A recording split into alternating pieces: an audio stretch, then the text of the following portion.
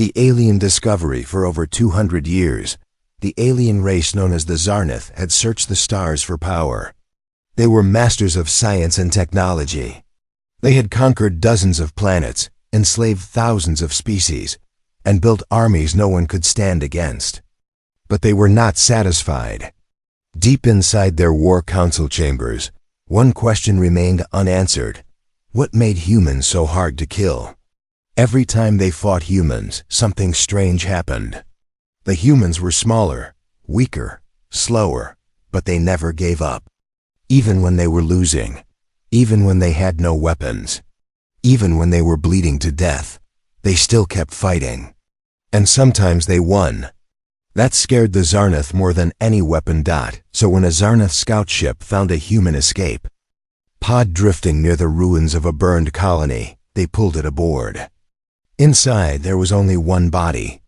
A young human soldier, dead, but his DNA was still intact.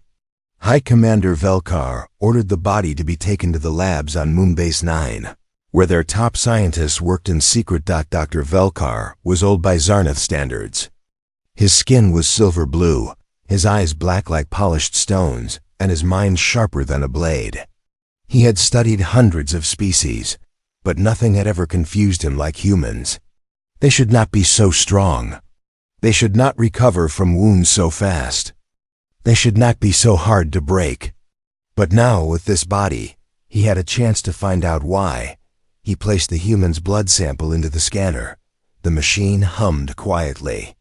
Numbers and codes flashed across the screen.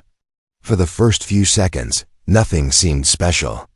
Then the machine paused. It blinked red. Velkar frowned. The scanner was detecting something unusual. A second layer of genetic code hidden beneath the first. A dormant pattern that didn't match anything in their database. He looked closer. It was a sequence of genetic switches locked deep inside the DNA. They were off, sleeping. But if turned on, they could activate changes in the body: faster muscle growth, stronger bones, faster healing, even increased brain activity. It was like a blueprint for something beyond humans. Something engineered, something designed. Velkar's hands trembled slightly as he zoomed in on the pattern. This was not evolution. This was not nature. This was a formula. A hidden one. He turned to his assistant, a younger Karnath named Koresh. Koresh looked confused. He had never seen his mentor this quiet. Velkar said in a slow, careful voice, "This human body contains the key to creating the perfect warrior. But they don't know it." Koresh's eyes widened. "You mean they're carrying it without using it?" Velkar nodded. "Yes, somehow this species carries a dormant Supersoldier formula inside them. Nature buried it, or someone did, but it's there." The lab fell silent. Outside the window, the stars moved slowly across the black sky. Velkar stood still, staring at the screen. For the first time in his long life, he felt fear. If the humans ever discovered this secret, if they ever found a way to activate this hidden code, they would become unstoppable. Zarnath had to act fast. They had to learn more. They had to study more humans. Before the humans discovered the truth for themselves, Velkar opened a private communication channel to the High Command. His voice was steady, but his mind raced with dark thoughts. "Begin Project Harvest. I repeat, Project Harvest is now active. I need living human subjects for study. Use force if needed, but no one must know. Not even the humans, especially not the humans." He ended the message and looked back at the body on the table. The dead soldier lay still, eyes closed, face calm. He had no idea what he carried inside him. None of them did. But Velkar knew, and he would find the truth. Even if he had to tear apart every human mind and body to do it. Far away, on a quiet planet where humans still lived and worked peacefully, no one knew that a new war had just begun. A secret war. One not fought with weapons, but with blood, genes, and the race to unlock the hidden power inside. The Zarnath thought they were the hunters, but they had no idea what they had just awakened. Kidnapped. The night was cold and silent. On the edge of Outpost Delta 12, a small human colony built on the dusty red surface of planet Haros 3, it was a place forgotten by most and protected by none. The people there lived quiet lives far from the eyes of the larger galactic powers. But that night everything changed when the sky opened up with a sudden flash of blue light and a sound like tearing metal. 18-year-old Liam Cross had just finished his work shift in the power unit station. He was tall and lean with dark hair and tired eyes. Like most young workers in the outer colonies, he had never seen Earth. He had never seen a war. He only knew long days, hard work, and dreams of something bigger, something more. Was walking home with a small bag of nutrient cubes when the power flickered for just a second, then went out completely. The colony alarms screamed to life. Red lights blinked in every direction, and Liam dropped his bag as he heard the ground rumble beneath his feet. He ran toward the central tower where his sister worked, but before he could reach the main gate, he saw them. Dark figures, not human, tall, thin, with glowing armor and eyes like liquid glass. They moved like shadows cutting through the smoke. They carried strange weapons, and they were fast, too fast. Liam turned to run, but one of the aliens raised its hand, and everything went black. He woke up strapped to a metal chair in a room colder than ice. Metal walls surrounded him, humming softly with machines he couldn't understand. The air smelled sharp like chemicals, and something worse, something dead. His arms and legs were bound by thick cuffs, and a small needle was poked into the side of his neck. A soft blue liquid dripped into his veins and burned like fire. Liam gritted his teeth, trying not to scream as his muscles tensed and his heart raced uncontrollably. A screen turned on in front of him, and a face appeared. Not human, sharp features, gray-blue skin, cold black eyes. It was Dr. Velkar, speaking in perfect English. With no emotion at all. You are human. Male designation, Liam Cross, age 18, colony Haros 3. You are subject 37 of Project Harvest. Your biology is responding faster than expected. Liam spat on the floor and shouted to let him go, but the restraints didn't move, and the alien didn't blink. Instead, more injections came, and the room spun in circles, then went dark again. He lost count of how many times they put him under or ran tests on his body. Sometimes he woke up in pain, other times in fear. Once he woke up with his own blood staining the floor.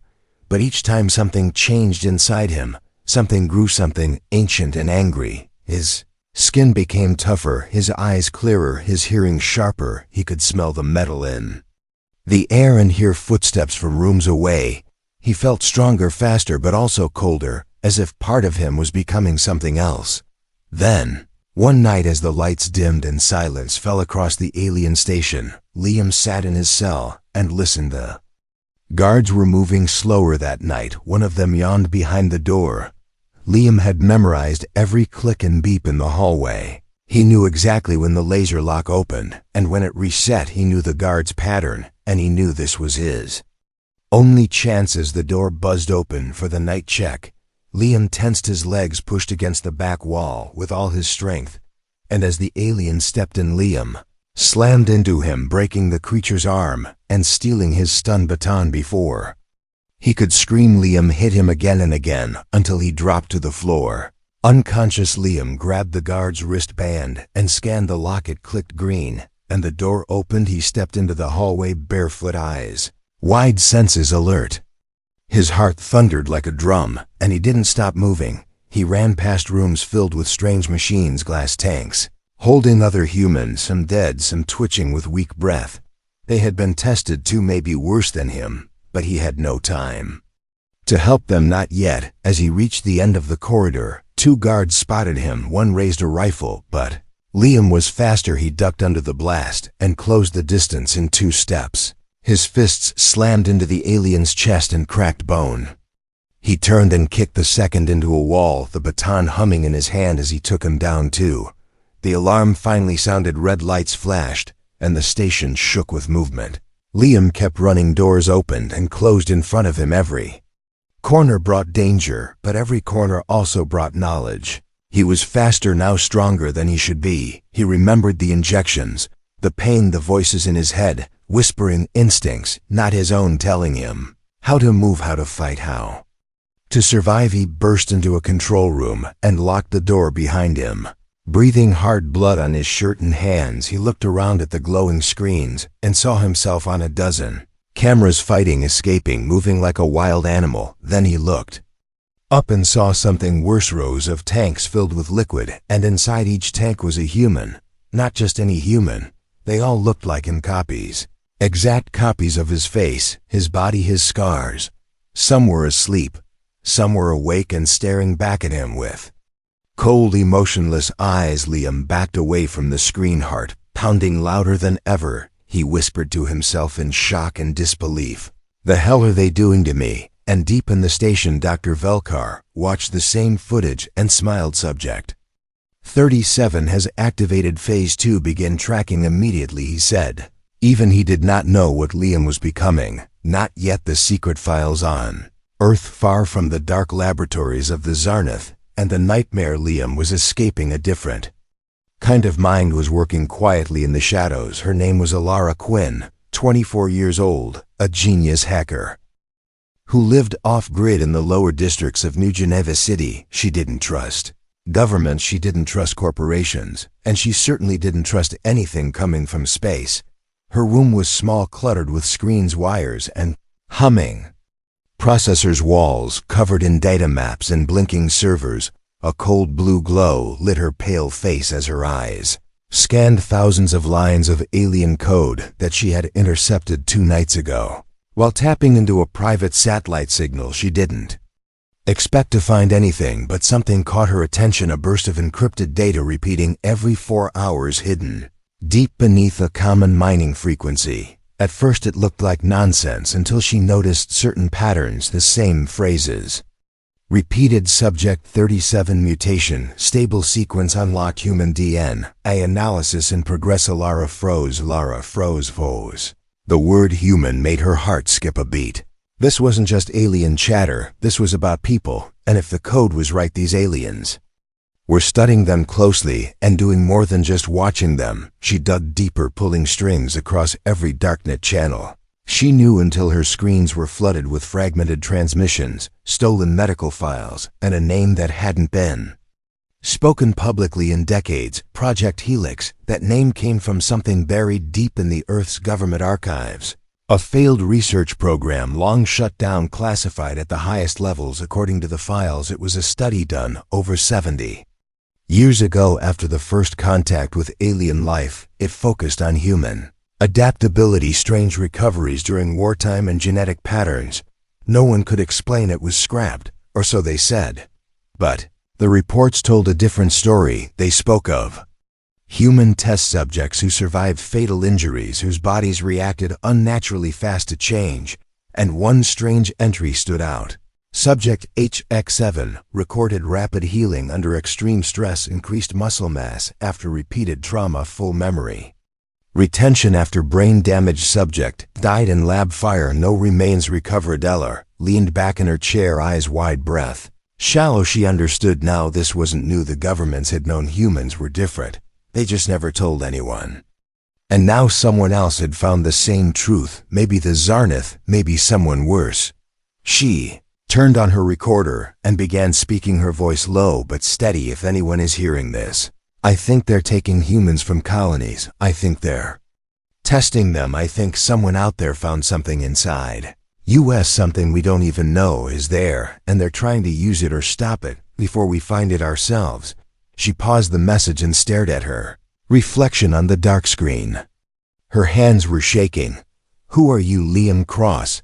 She whispered as she opened a video file, one of the fragments pulled from the alien network. It showed a young man shirtless, strapped to a chair in a glowing cell, breathing hard, eyes wide with fury. The alien scientists were speaking in another language, but the files had auto-translation notes.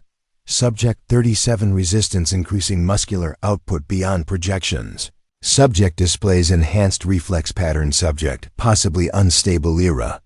Watched as Liam broke free in the video, throwing one of the aliens across the room like a toy, his body moving like it was guided by something more than instinct, something sharper, something built for war. She saved the footage and began uploading Her message across secure channels, hoping someone would hear it, someone outside the silence that had fallen over the colonies. At that moment, thousands of light years away, Liam was running through the dark halls of the alien station, still bleeding, still hunted, and still transforming into something even he didn't understand. Alara's message bounced across the network, quiet and invisible to the world, but it reached one signal that mattered: a deep space listening post once used by Earth's military, long since decommissioned and forgotten. Inside the post, a single light blinked awake, an old machine buzzed to life, and an automated system opened a file for the first time in 20 years. It was labeled Emergency Protocol Helix Awake. Human potential activation pending. Alara didn't know it yet, but she had just reactivated something long buried and very dangerous. She sat back at her desk, eyes scanning more code as she whispered to herself, "They tried to hide the truth, but it's still here in our blood, in our history, and if Liam Cross is alive out there, he needs to know he's not alone." Outside her window in the night sky, a star blinked twice and vanished. Not a star, not anymore. The hunt had come to Earth. The awakening. Liam didn't know how long he had been running through the cold metal corridors of the alien station. Time didn't feel real anymore. Sometimes he thought he was dreaming, other times it felt like he had already died and something else was moving his body. But whatever was happening to him, it wasn't normal. His muscles no longer ached. The wounds on his arms and back had stopped bleeding and sealed themselves without even leaving scars. His breath never ran out, and his mind kept getting sharper, as if every second it was learning how to survive better, faster, smarter. He moved like a shadow now, avoiding the patrols, dodging the cameras, reading alien symbols he had never seen before, but somehow understood. His fingers typed commands into control panels without him knowing why. Doors opened, elevators moved, and weapons unlocked their safety codes, as if something deep inside him remembered how to do all of it, even though he never had before. At first he thought it was just adrenaline or luck, maybe a glitch in the alien systems, but soon he realized it wasn't the ship that was changing, it was him. The pain he once felt was gone, replaced by a strange pressure in his head. Not painful, but loud, like a storm waiting to break. A voice that wasn't really a voice, whispering, not in words but in instincts. Fight now, hide now, move left, jump over, break his arm, take his weapon. The voice was always right, always ahead of danger, always keeping him alive. He found food supplies in a storage room and ate without feeling hunger, drank without feeling thirst. His body was burning energy faster than he could replace it, but somehow never got weaker. It only got stronger. One night, while hiding in a maintenance room behind old crates, he found a broken mirror hanging sideways. He looked into it and didn't recognize the face staring back at him. His skin was still human, but cleaner, sharper, more defined. His eyes no longer dull, but glowing faintly blue, as if charged with light. His muscles looked carved from steel, his hair wild and dark, and his stare cold, not from fear, but from focus. Leaned closer and felt his pulse slow to almost nothing, then speed up, like a machine ready for battle. "What am I?" he whispered, but no one answered, except the storm in his mind that now felt like a part of him. In another part of the station, Dr. Velkar watched silently through hidden cameras, hands clasped behind his back, his expression unreadable. The transformation was faster than any model had predicted. Subject 37 had not only survived the testing, he had adapted beyond control. No chemical injection had done this, no clone had evolved this way. It was something else, something natural, something born, not made. The old scientist opened a file marked Origin Hypothesis and typed a note, not for his superiors, but for himself. Human evolution may not be complete. Their potential may have been locked by time or nature or fear. We have removed the lock. He closed the file and activated the final test back in the lower decks. Liam's calm vanished when the floor trembled and red lights flashed. A new alarm, one he hadn't heard before. He stood up, heart calm, mind ready, and moved through the halls toward the source of the noise. Whatever they had prepared for him, he was going to face it not with fear, but with fire. He reached a chamber lined with glass walls. Inside were machines large and humming. A dozen alien guards stood in formation, weapons raised, and at the center, was something new. Tall figure stepped forward, same height as Liam, same build, same face, but the eyes were wrong. No fire, no soul, just calculation. It was a clone, but not just any clone. This one was built to fight him, and it smiled with no warmth. Guards stepped back and the clone stepped forward, its movements smooth and perfect. It spoke in a voice almost his own. "I am you perfected." Liam said nothing. He just stepped into the room and let the door seal behind him. The fight was fast, brutal. They moved like blurs, fists colliding, knees crashing into ribs, throws, slams, counterattacks. Every move mirrored as if one were the reflection of the other, but there was a difference. The clone was stronger, faster, cleaner, but Liam had something else, something it couldn't copy: pain, real pain, loss, memory, struggle, and choice, the will to survive. Not because he was programmed to, but because he wanted to. In the end, Liam didn't win with strength. He won by grabbing the clone's arm, twisting it into a broken angle and slamming its head into the control panel behind them. Sparks flew. The clone twitched and dropped its guard for 1 second, and Liam delivered the final blow to its chest, breaking the inner core that kept it alive. The clone fell and Liam stood over it, breathing hard, not from exhaustion, but from release. He looked down at the copy of himself and understood something important. Wasn't becoming a weapon, he already was one. But unlike the clone, he still had a heart, still had a mind, still had a choice. And he was going to use. I'd walked out of the chamber and down the hall toward the upper decks and the escape pods. Because now he had only one mission: find Earth. Find the people behind Project Helix, and find the truth about what he really was before someone else decided to use it against the world. The escape. Liam moved through the station like a ghost, fast, silent, unstoppable. The memory of the fight with the clone still burned in his muscles and mind. But there was no time to think, no time to rest. Alarms echoed through the halls in sharp, rising tones. Red lights flashed along the ceilings, casting his path in blood-colored flickers. The Zarnith knew he was alive. They knew he had won, and they were not going to let him leave. He reached the hangar bay doors and scanned the panel locked behind a level 4 code. He stared at the alien symbols, and without thinking his fingers moved quickly over the keys like he had done it 1,000 times.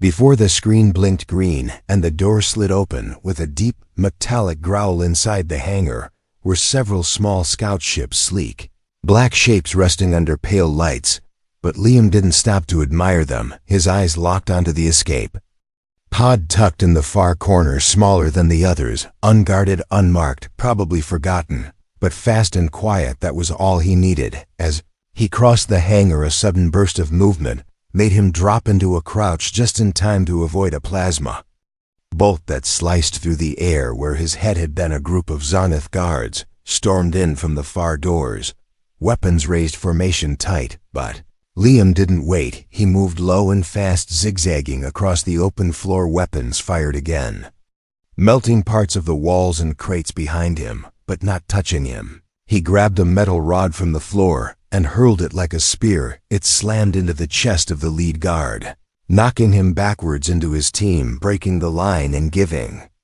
Liam the gap he needed. He reached the pod, slammed the hatch open, and dove inside, sealing it behind him in one motion. The pod lit up with alien language and warning signs, but the control system responded to his touch as if recognizing him. The engine hummed, the hatch locked, and the system began countdown. Outside, more guards gathered, trying to cut through the door, but the engines were already heating up. Plasma coils glowing white-blue under the floor. Liam strapped in, gripping the controls as the pod shook with power, and then with a sudden roar, it launched out of the hangar into open space, stars spinning across the view as the station shrank behind him. He didn't know where he was going, didn't care. All he wanted was distance, air, freedom. The cold silence of space was better than the prison he had left behind.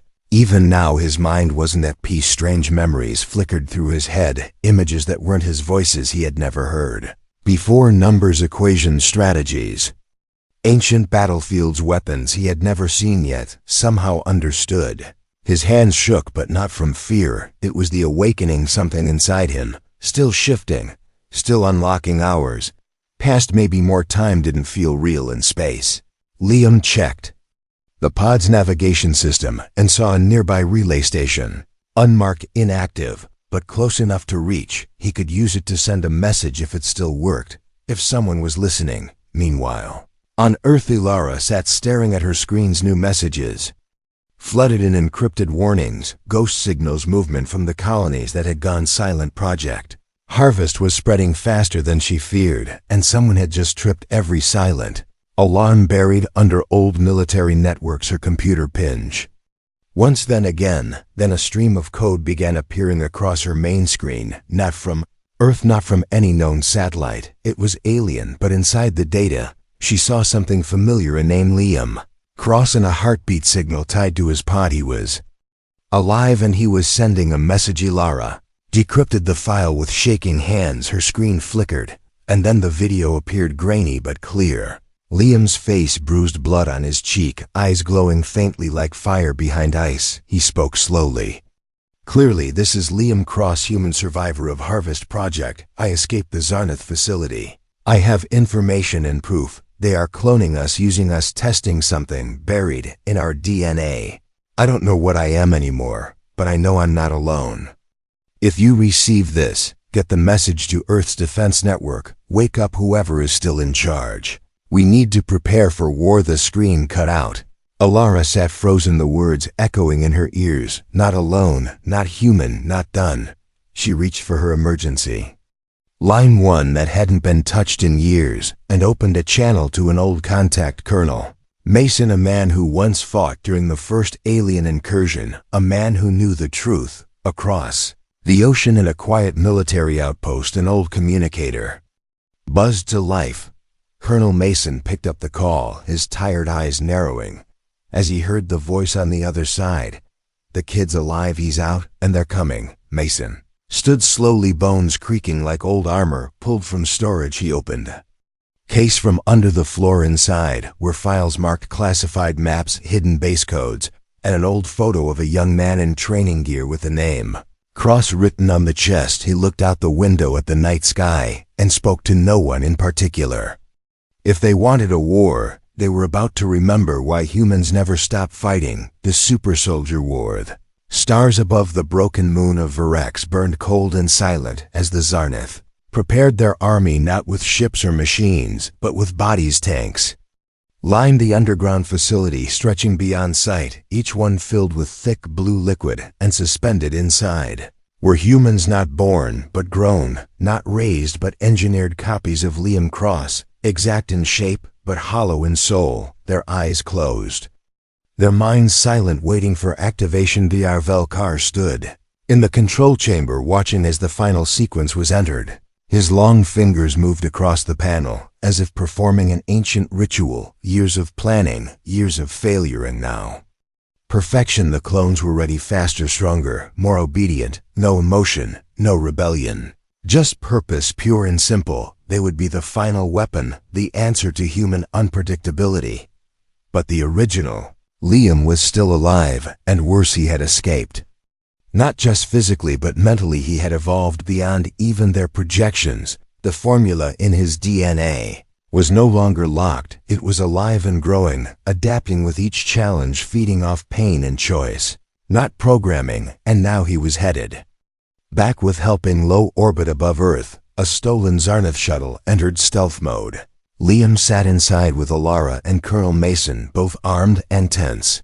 Mason had gathered a small team of former soldiers and scientists, people who had once been part of Project Helix before it was buried. Ilara had uploaded every file, every message, every image to underground networks across the planet. The world was waking up slowly, but not fast enough. They landed near an abandoned Earth defense bunker, hidden beneath the mountains of the old Siberian range. Snow and wind howled above, but inside the heat and power came alive as Mason activated the command systems. Old defense drones unfolded from walls. Old code still recognized his handprint. The bunker had not forgotten its purpose. Liam trained with Mason, every hour pushing his body further. His strength was no longer normal, his speed beyond measurable, his reflexes instant. But what shocked Mason most was how fast Liam could learn military Tactics, weapons, alien tech, even languages, nothing seemed too difficult. His brain was changing. Not just his body. Alara watched with awe and fear. She saw the cost in Liam's eyes every time he woke from a nightmare, every time he paused too long and stared at nothing. She knew he was fighting something inside him, just as much as the enemy outside. Then the signal came, a pulse from deep space.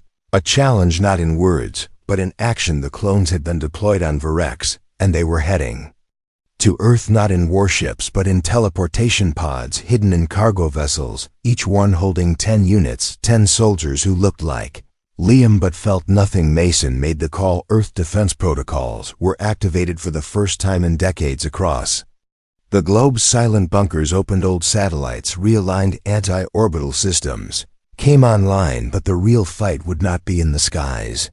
It would be on the ground, in the streets, in the cities, among people who wouldn't know who to trust. The first wave landed in the ruins of old Shanghai. Tall buildings turned graveyards, silent alleys turned battlegrounds.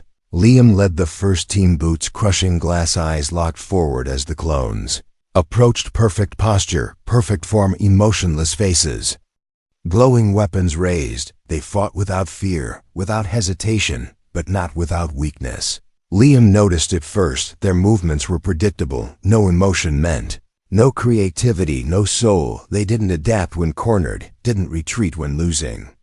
They only pushed forward like machines. He used it against them, leading them into ambushes, outsmarting them, striking fast and vanishing like a ghost. The real humans fought with chaos, with anger, with fire, and slowly the tide turned. Then a second wave landed, and this one was different. They were like Liam but stronger, faster, and they spoke not like machines but like warriors, angry, cold, and aware.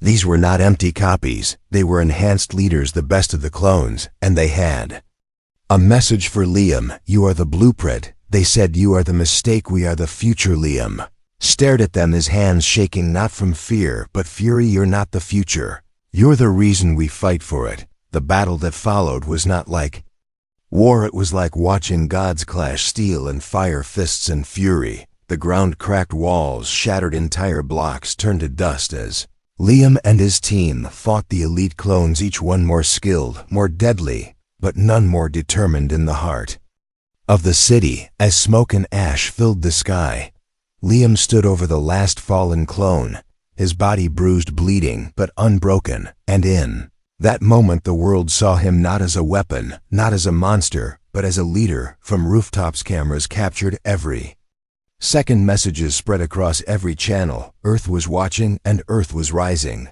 War was not over, but for the first time humanity was not just surviving, it was fighting back and winning. The final code. Snow fell slowly across the mountains of Earth, cold and silent, but deep underground in the hidden bunker beneath the ice, the truth was burning brighter than ever. The war above had slowed, but not stopped. The world was still tense, the skies still watched, but now there was hope. People were no longer hiding.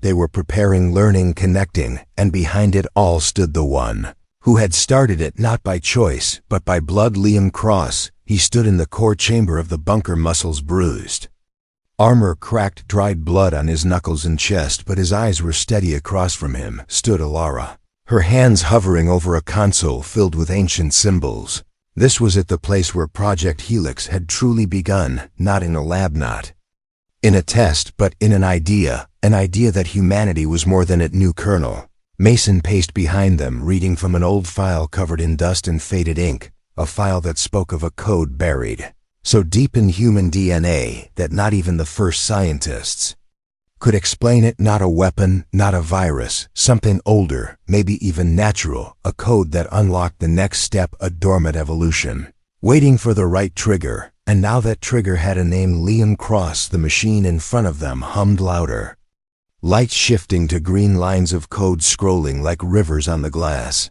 Ilara looked up. This is the final sequence. Once we run this, we can't stop it. It could change everything. Liam nodded. He wasn't afraid anymore. Not of pain, not of the power, not even of the part of himself he still didn't understand. He had seen what the clones had become, without choice, without heart. He had fought them, bled for others, destroyed what he once feared, and now he was ready to finish it. Teller oppressed The key in the machine came to life. A beam of golden light surrounded Liam, lifting him slightly from the floor, his body arched back. Breath caught in his throat, the storm inside him opened wide, and something ancient moved through his blood, his mind filled with light memories, not his own voices from the past, whispers of soldiers, kings, scientists, mothers, fathers, warriors, and builders, all speaking at once, not with words but with feeling, with unity.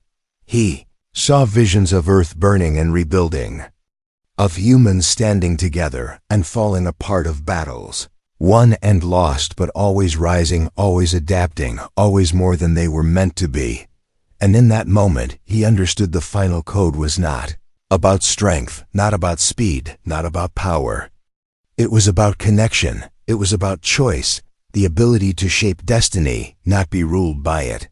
The machine powered down, and Liam fell to one knee, gasping but alive, glowing faintly from within, his voice steady as he stood. That was not a weapon. It was a mirror. Lara watched in silence as the console printed the final result, a sequence that could be shared with others, not to turn them into soldiers, but to unlock their potential. No more secrets, no more cages, only truth. News of the battle spread across the stars. Footage of Liam fighting the elite clones was broadcast on every channel. Humans from colonies, forgotten by the core worlds, now stood tall, carrying weapons and wearing gear built by their own hands. Inspired by his stand, they were not victims anymore, they were warriors of their own future.